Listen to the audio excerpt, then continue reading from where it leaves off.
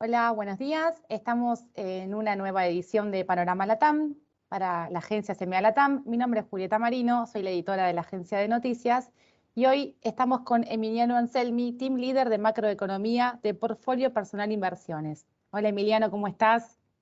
¿Qué tal, Julieta? ¿Cómo estás? Buenas tardes. Buenas tardes. Gracias por aceptar nuestra invitación.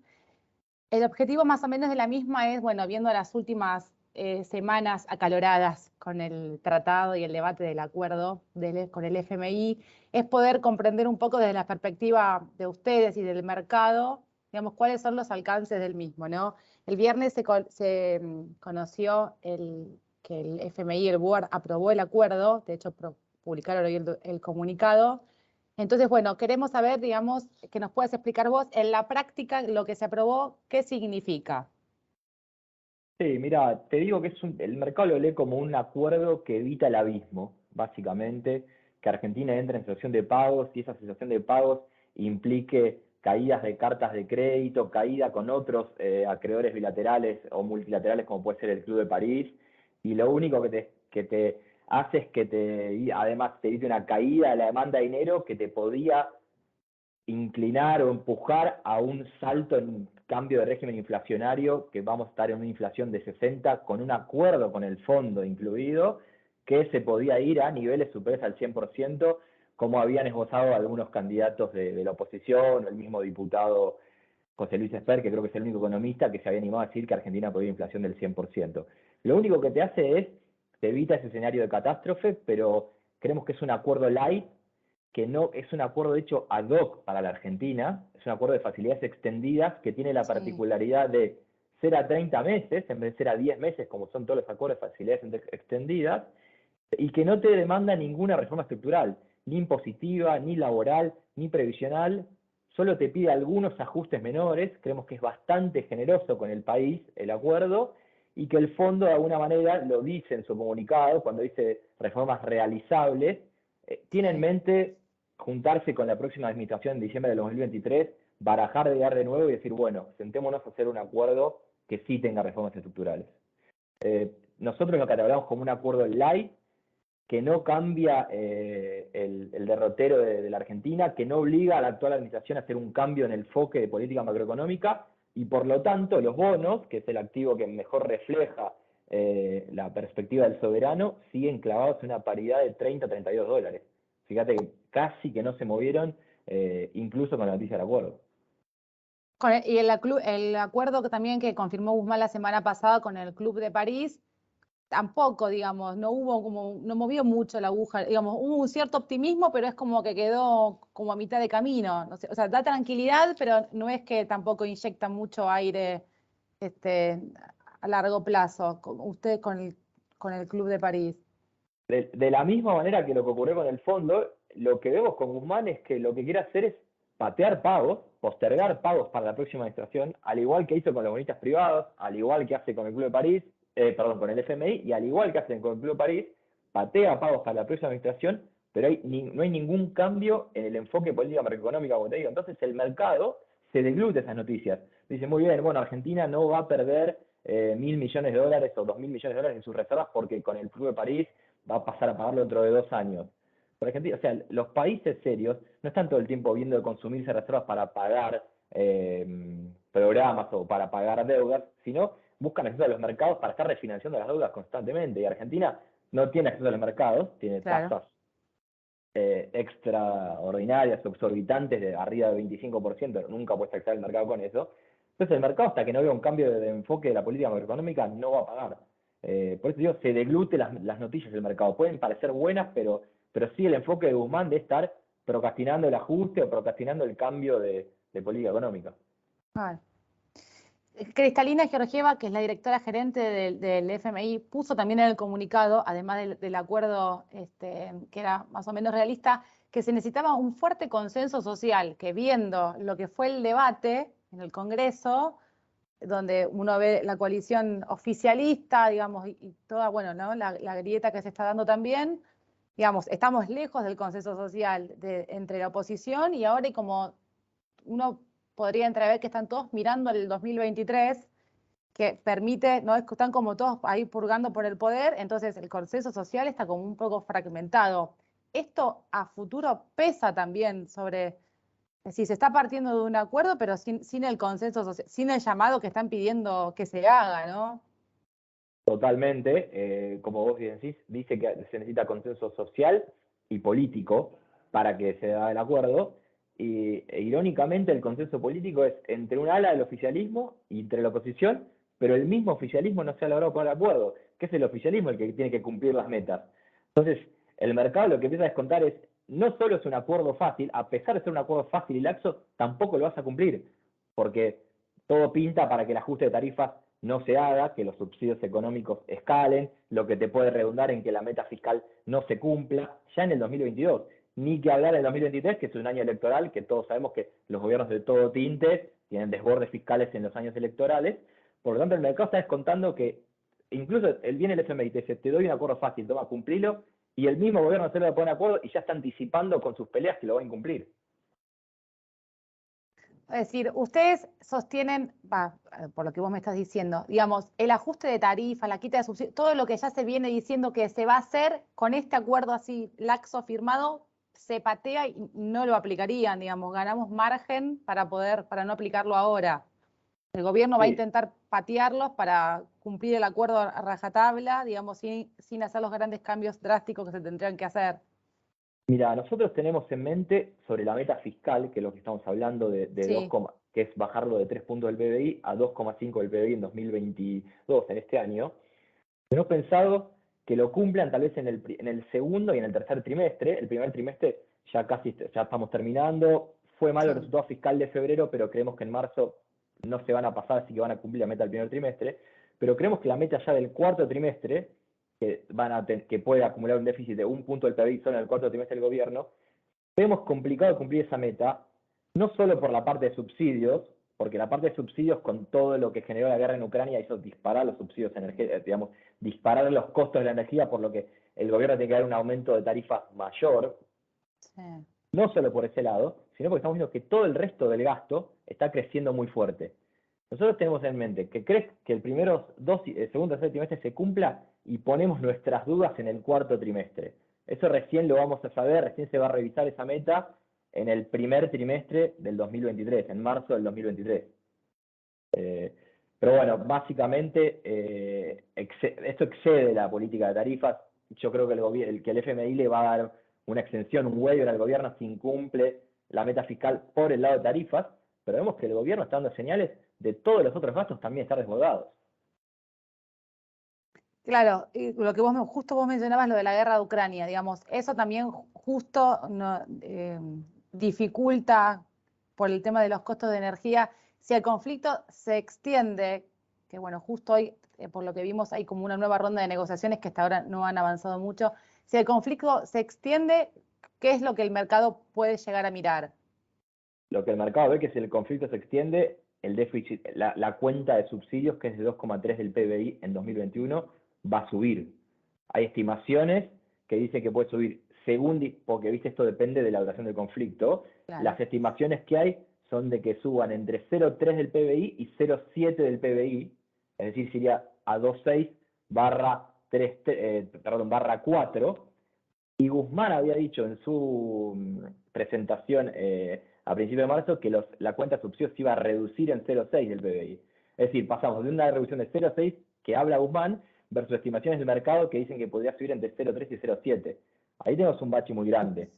Eso te va a empujar probablemente a que no puedas cumplir la meta fiscal. Salvo que el oficialismo esté dispuesto a compensar y hacer ajuste en otras cuentas para lograr el 2,5 de déficit primario. Que por el momento digamos, no se ha dicho nada, no se ve que vayan en camino a eso. A ver, los números de enero y febrero nos hacen ser bastante pesimistas con eso. Nosotros teníamos, antes de que se conozcan estos datos, podíamos pensar que los gastos que incluían el COVID, que habían representado 1,7 del PBI en 2021, se reduzcan, pero los vimos crecer en términos reales a doble dígito porcentual. No recuerdo si es 15 o 20% en términos reales. Entonces no estamos viendo una reducción de esos gastos que eran si querés, los más fáciles de recortar. Los Claro. salarios públicos subieron 15% real en febrero. La verdad que hasta ahora el oficialismo no está dando señales de ajustar el gasto. ¿Cómo sigue con todo esto que pasó, que marcó esta fractura fuerte que se vio dentro de la misma coalición oficialista? Digamos, el mercado ahora está mirando, pasamos el acuerdo con el FMI, pasamos, perfecto, pateamos los pagos, se reestructuraron. ¿Qué se mira ahora? ¿Se mira la fractura que tiene que llegar al 2023? ¿Se mira qué viene después del 23? ¿Qué es lo que mira el mercado? El mercado está esperando, como se dice, el trade electoral, es decir, si hay un cambio de régimen. En Sí. cambio de que haya un cambio de régimen en el 2023, que no está nada seguro, se espera que haya un cambio de enfoque en la política económica, una política económica más racional, podría decirse más parecida a la que tuvo Mauricio Macri en comienzo de 2016, pero el mercado también conoce a la actual oposición, que es el anterior oficialismo, que no tuvo un desempeño macroeconómico brillante, por lo tanto no tiene las mismas expectativas que tenía a fines del 2015 cuando venía Mauricio Macri, que no sabíamos cómo iba a ser su gobierno. Por lo tanto, el mercado tiene dos incertidumbres. La primera es si va a ganar la oposición, que no se puede dar por descontado, y la segunda es, en caso de que la oposición ganara, si la oposición realmente comprendió sus errores de la gestión pasada y va a cambiar sobre eso. Hay unos sondeos que están dando vuelta que están marcando que la coalición liberal, digamos, está como tomando fuerza. ¿Qué, el mercado cómo mira, por ejemplo, a esta tercera fuerza que vendría como a romper un poco entre lo que fue y esperar lo mismo, si hay un cambio de Juntos por el Cambio o no? Digamos, ¿lo tiene temor todavía porque no hay como un proyecto claro del todo de qué es lo que harían, o lo ven también con buenos ojos, decir, bueno, vamos por una tercera opción que hasta ahora no estaba? No, el mercado no lo toma como una opción que sea capaz de juntar los votos para ganar la elección. O sea, el mercado está entre el Frente de Todos y Juntos por el Cambio, sabe que Sí. esas son las alternativas al 23, pero sí toma de manera indirecta que tomen cierto consenso entre la sociedad y hacia ideas más liberales o más pro mercado, que eso pueda influir a Juntos por el Cambio y que esa influencia dentro de Juntos por el Cambio lo haga orientarse tal vez más a tener una decisión más pro mercado que la que tuvo en el periodo 2016-2019. Es más por una vía indirecta que podría influir en 2019, que José Luis Espert o Javier Milei podrían ganar poder de negociación y tener cierta injerencia dentro de Juntos por el Cambio. Incluso los más aventurados se atreven a decir que podrían ir a una gran paso opositora y por supuesto si tanto Espert o Milei, el que sea presidenciable de ellos, consigue un buen cabal de votos, tendría herramientas para ir a negociar por algunos ministerios o algunas políticas públicas en 2024, una vez asumido. Volviendo a la coalición actual, digamos, la figura del ministro de Economía, de Martín Guzmán, siempre se dijo en un momento que su misión central era venir, cerrar el acuerdo, solucionar este impasse. ¿Y ahora qué es lo que se presiente? Digamos, que puede venir un cambio de gabinete, que su misión fue cerrar los acuerdos internacionales, dar respiro, o que en este mensaje de que soldar la fractura y mostrar cierta unidad tras el cambio que ya se hizo con las elecciones, dejarlo y no mover más la parte más económica.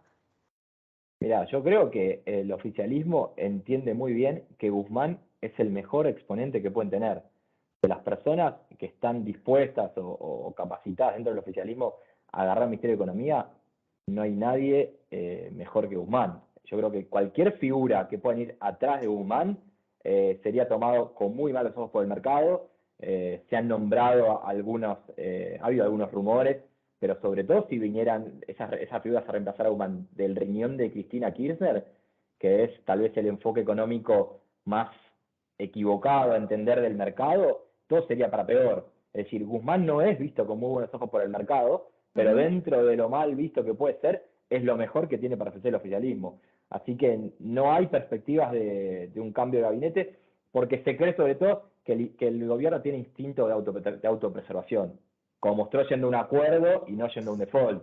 Más allá de las tensiones internas, fue y terminó acordando el FMI en la misma línea. Creemos que si Guzmán es el mejor exponente que tienen, lo van a mantener.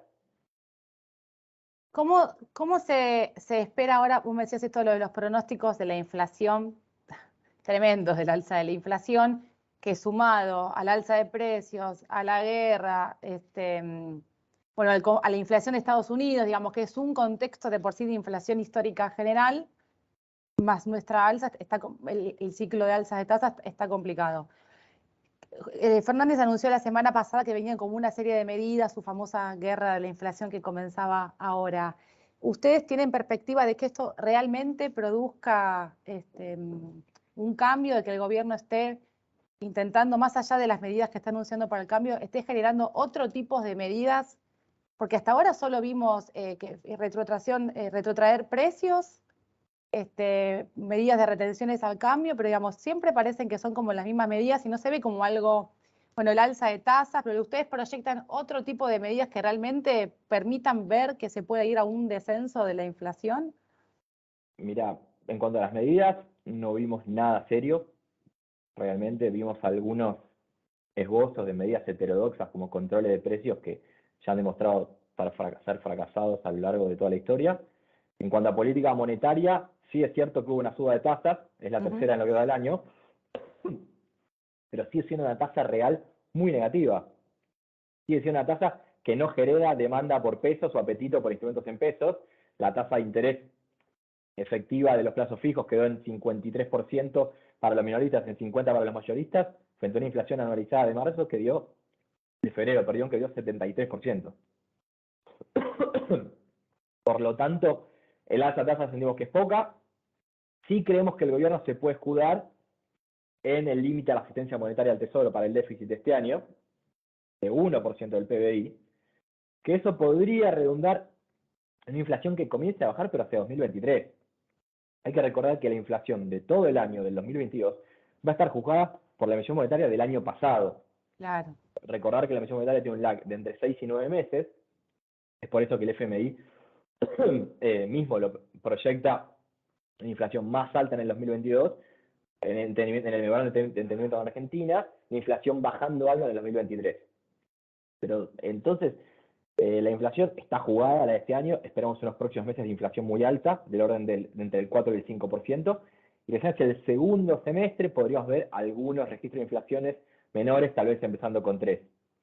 Pero estas medidas del presidente no tienen el más mínimo efecto sobre la inflación, que es un fenómeno monetario. Si el acuerdo se cumple, esto es muy importante recalcar que sí se cumple, porque si el acuerdo, si se ajusta el déficit fiscal, es que Argentina podría emitir solo un punto del PBI. Esto podría redundar en que en 2023 tengamos algo menos de inflación. Hay que decir una cosa, el acuerdo te pone un límite al financiamiento monetario directo, pero no te pone un límite al financiamiento monetario indirecto. El mismo gobierno te dice que va a haber 2 puntos del PBI del programa financiero financiado por mercado de deuda local. Sí. Esa liquidez en realidad va a ir contra liquidez bancaria. Es decir, que el mismo fondo lo dice en su publicación del viernes, que lo pone implícitamente, que de esos 2 puntos del PBI de financiamiento de deuda neta en el mercado, hay 1,6 que van a ser contra liquidez bancaria. Es decir, que eso va a ser un desarme del ELIC, de los pasivos remunerados del Banco Central, que va a ser emisión monetaria. Es decir, la base monetaria no solo va a crecer 1 punto del PBI por el financiamiento directo, sino 1,6 por desarme de pasivos remunerados, en su mayoría el ELIC. Entonces es un financiamiento monetariamente expansivo. Sí. Es cierto que si vos sumás las dos cosas, sigue siendo menor que el de 2021. Por lo tanto, podrías esperar para el 2023 un descenso de una inflación, pero a niveles muy elevados. Estamos hablando de que este año podemos estar en un 60-65. Si Argentina baja la inflación en 2023 a 50, sigue siendo un nivel muy elevado. ¿Qué tipo de políticas consideran ustedes que en el momento en el que está el país ahora generarían no sé si un freno, digamos, que la inflación baje o se puedan volver a cifras de años anteriores? ¿Qué es lo que está faltando que no se quiere hacer? Lo que vemos es que primero es que se debería tener, si hubiera un acuerdo con el FMI nuevo, una meta fiscal de déficit cero, que creo que he escuchado a unos candidatos de la oposición que esbozan esa idea de en el 2024, más allá que el fondo no lo pida, porque el acuerdo va a 30 meses que parte ahora, sí, ir a una meta de déficit cero ya en el mismo 2024. Eso te va a permitir, ya está puesto en la meta con el fondo, en la de financiamiento directo es 1 punto este año, 0,6 en 2023 y 0 en 2024, pero si vos vas a cero de déficit fiscal en 2024, podrías tener esto que yo te hablo del financiamiento de deuda en el mercado local, que es como emisión indirecta, que eso Sí. también sea cero, y sobre todo que esto sea creíble, que la gente, que la población y los agentes económicos vean que el compromiso con el equilibrio fiscal es total. Si el equilibrio es total y es percibido como permanente, eso te puede levantar la demanda de pesos y a su vez ir absorbiendo todo el exceso monetario que está guardado en el Banco Central, que son los pasivos remunerados. Pero como visión necesaria, déficit fiscal cero, creíble y sostenible en el tiempo, y que eso te redunde en un financiamiento neto, perdón, en financiamiento monetario, tanto directo como indirecto, de cero. Si eso se percibe como permanente directo, podemos empezar a pensar en una inflación bajando. Claro, en un optimismo del propio mercado, volviendo a invertir y volviendo a generar.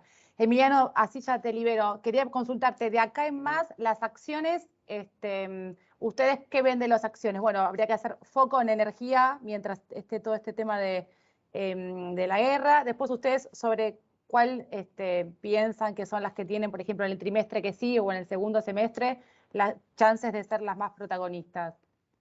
Mira, nosotros vemos a las acciones, a los ADRs argentinos, que son los que tienen cotización en Nueva York, Sí. como se está viendo en las últimas semanas, desprendiéndose de lo que son los bonos soberanos. Los bonos soberanos no levantan cabeza, salvo hoy, que es un día particular, que suben porque sube todo emergentes.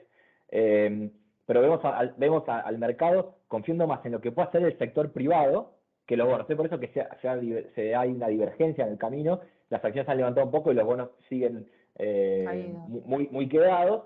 Y como decís, sí, priorizamos las acciones dentro del sector privado, que son los ADR, priorizamos el sector energético porque van a verse favorecidos por el contexto de la guerra.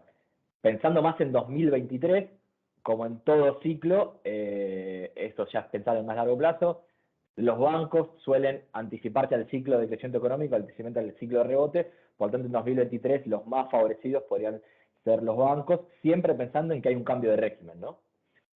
Claro. Perfecto. Perfecto, Emiliano. Bueno, te agradecemos mucho la participación y todos tus comentarios. Así que bueno, muchas gracias por haber participado en el panorama CMA Latam.